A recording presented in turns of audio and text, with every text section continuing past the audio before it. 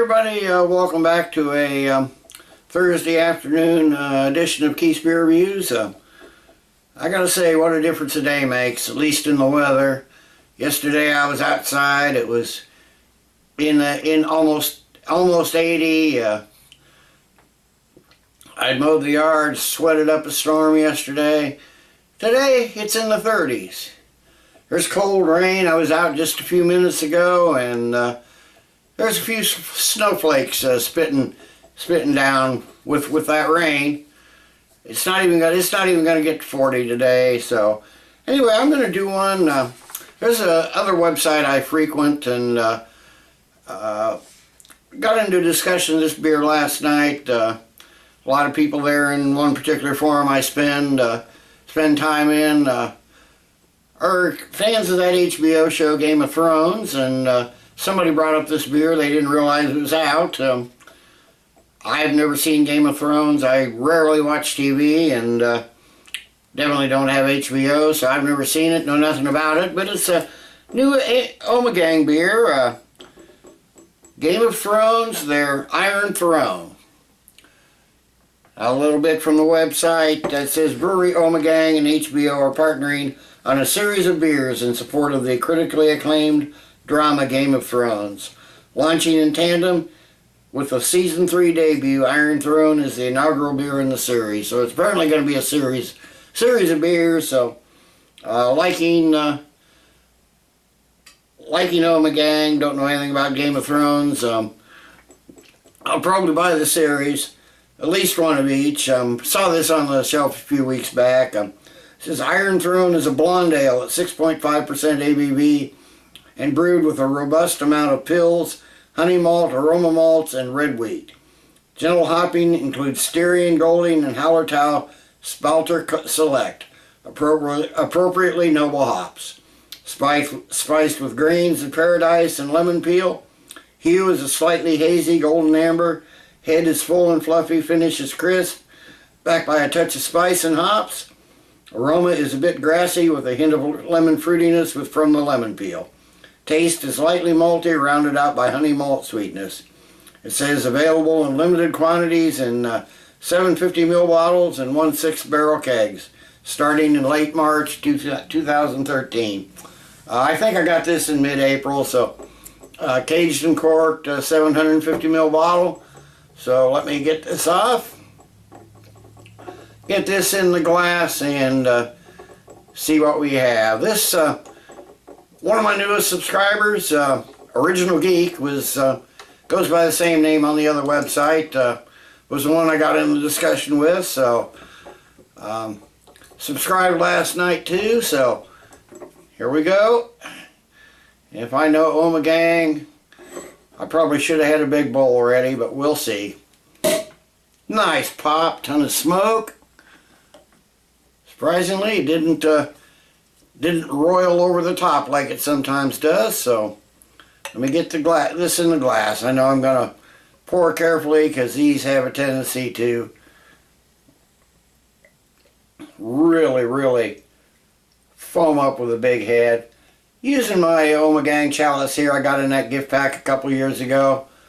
I'll stop right there. Probably seal this up. Not going to even though it's only 6.5%, I'm going to save it and share it with some friends for later on. But did want to get this in the glass and see what we have. Well, they said hazy. It's slightly hazy, but it's more clear than anything. Bunch of carbonation streaming up. Got a good 2.5, maybe 3 finger head of a really creamy looking white head. You can tell, especially with all that carbonation streaming up, is really gonna stick around. So let me see if I can get a nose through this head here. Okay, yeah, definitely getting that orange peel. Very estery. Some lemon, a little banana. Got the coriander, some herbal spices, pretty classic smelling Belgian pale ale, that's for sure. Some little clove maybe, some lemongrass, really biscuity yeast, nice citrus fruit esters, maybe just a hint of maybe it's like some apple skin. It's a fairly moderate aroma, not a really strong aroma. So let me give it a taste.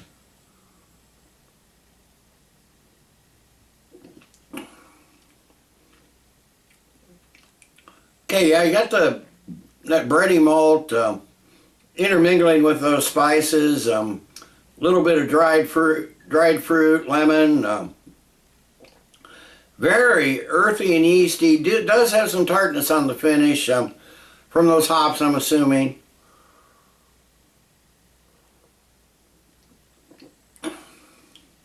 Got the clove, got the banana.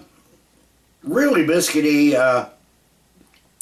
It's not as quite as grainy as the Aroma would lead you to expect, but it's really a nicely well-balanced beer. It's grassy, it's enjoyable, very pleasant. Complexity doesn't just slam you in the face. It's very subtle, but there's a nice complexity here. Really, really refreshing beer. It's a medium-bodied beer. Like I said, a lot of carbonation, so there's a lot of tingle on your tongue. It's medium bodied, but with all that carbonation, it gives a really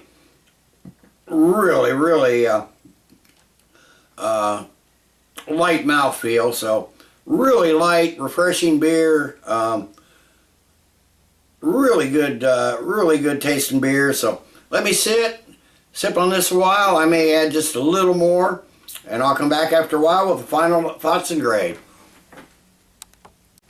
Okay, I'm back. It's been 15 minutes or so.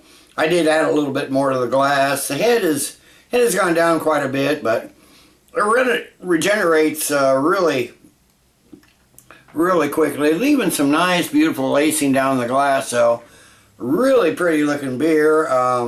Not a lot has changed in the aroma or the flavor, but overall I'd say this is a decent, good example of a Belgian pale ale. For the price, and I think it's kind of pricey, and I think that's probably because it's, co-branded with a TV network and a TV show, but it's a little pricey. For the price, there are Belgian pale ales that are as good or better, that aren't as pricey, or are as pricey but they're better. So it's a darn good example of a Belgian pale ale. I think part of the marketing, hopefully somebody who's not a real craft beer drinker or doesn't know Belgian beers, although it's made in New York, it's Belgian style beers. Maybe they'll buy it and come to appreciate good beer. That's always nice. But taking all that into consideration, still darn good beer. Really nice example of Belgian pale ale. So the Ommegang Iron Throne, in conjunction with HBO and their Game of Thrones TV show, it's going to get a good solid 8.5 out of 10 for me. So thanks Original Geek for our contact yesterday elsewhere, and cheers to everybody, and let's keep drinking good beers.